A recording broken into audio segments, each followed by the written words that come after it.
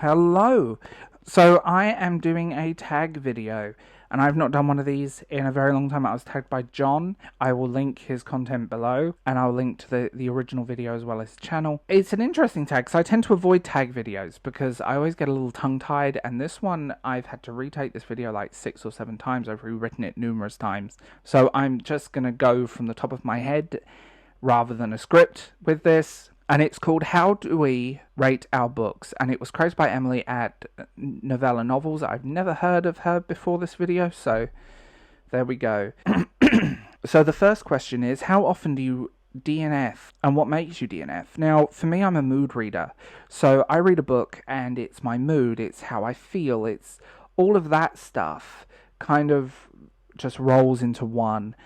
And it's more common for me to not finish audiobooks because of the narrator than anything else. I might pick up a book and put it down for a few months because I wasn't in the right headspace. And sometimes my attention span is that of a squirrel, so that can be a problem, especially given what I do.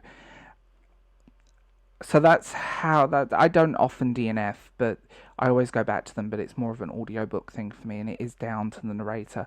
Or the book is just overall terrible. There's been a handful of books that I've thought, what the hell? That's a thing.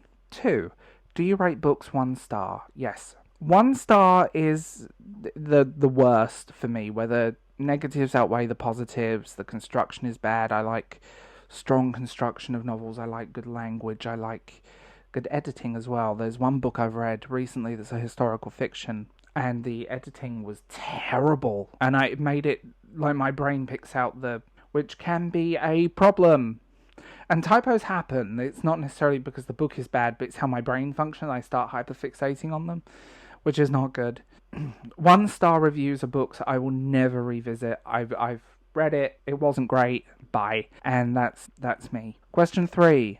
What is a 2-star book for you? 2 stars is a book I will never go back to again. It's not terrible, but it's just what it is. It's like a Marvel movie, it's a popcorn flick.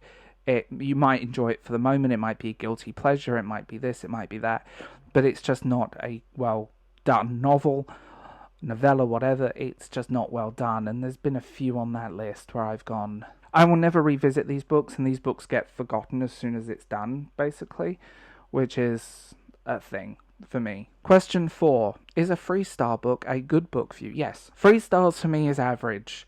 Negatives and positives are about equal. The negatives and positives are about equal. It's an average book. Again, one I'll probably never revisit, one I will never look at again, but it exists, and there it is. And it's just what it is. 3-star books are good books, but they're just the average middle ground territory. There have been a few books where I've done that, and I read one recently that was very average, that I wouldn't go back to. It wasn't bad, but it wasn't great. So it's the middle ground. Question 5. What does 4 stars mean to you? Good.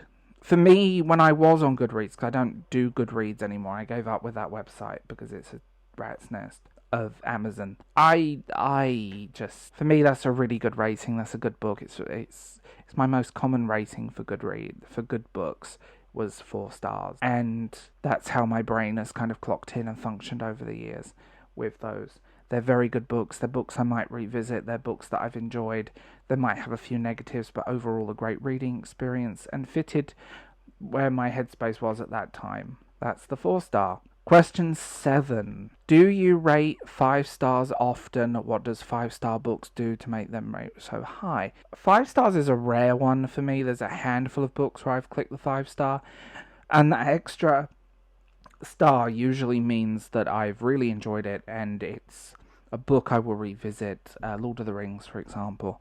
I will revisit that book numerous times, and overall, great book. It's rare though, and for that rating from me, the book has to tick every box possible, and it's completely dependent on the book. It's completely dependent on the story, the structure, the world building, the construction, the English, and so on. That's my brain with 5-star reviews. I also am a little bit worried. A lot of 5-star reviews on the internet don't tend to be necessarily as accurate. Usually because either money has changed hands, or there's been other stuff, or people feel they have to give it 5 stars, which is something that I absolutely hate. I've read reviews where people are like, well, I have to give this book 5 stars because it has this and this, but it wasn't very good. Okay, really? You know, that's the thing. 8. Has your rating of books changed over the years? Yes, drastically. I started this channel in my late 20s, and I'm now in my... I don't think I was 26, 27 when I started this channel. And what I say about it is, who I was then to who I am now, my tastes have fundamentally changed. There are still books that I love from that point in my life. There are still books I revisit. But I think it's how we change. If we're still reading the same fiction that we were reading at 17, in our 20s and our 30s and older, there's a problem, because it shows there isn't much growth for you emotionally. And I've seen that with a lot of YA readers, where it's like, well, I relate to the teenagers more. You're a 37-year-old woman or man, and you relate to teenagers in that way? I don't think that's a positive at all. I think as we change, as we move through life, our tastes change, our outlooks change, everything changes, and it should change. We should be evolving, we should be moving forward. That's it, really. 9. Where do you record your ratings of books? Usually on here or Instagram and TikTok. I don't have a blog. I used to have WordPress. I used to have Goodreads and all of that stuff, and I just couldn't be bothered with them anymore, and they got boring. And so it's usually here, my TikTok, which is Will James 1988, and then Instagram, which is Bald Book Geek. Occasionally Twitter as well, but I rarely do that, just because certain people are watching me on there, and it's not a nice feeling. But so if you want to see those kind of books, and in my shorts here as well, I do talk about a lot of books, probably more so than my long form. So there I am. And finally, tag people. I never know how to tag people, but I don't want to irritate them with tags, but also I don't want to be that person just tagging everyone. I will tag John A. Douglas in this. He's a fantastic fantasy reviewer and a writer in his own right. And anyone that sees this video that wants to do it, just tag me in it and say, hi, I saw this on Bald Book Geek's channel, because I think that would be really cool. And that's it, really.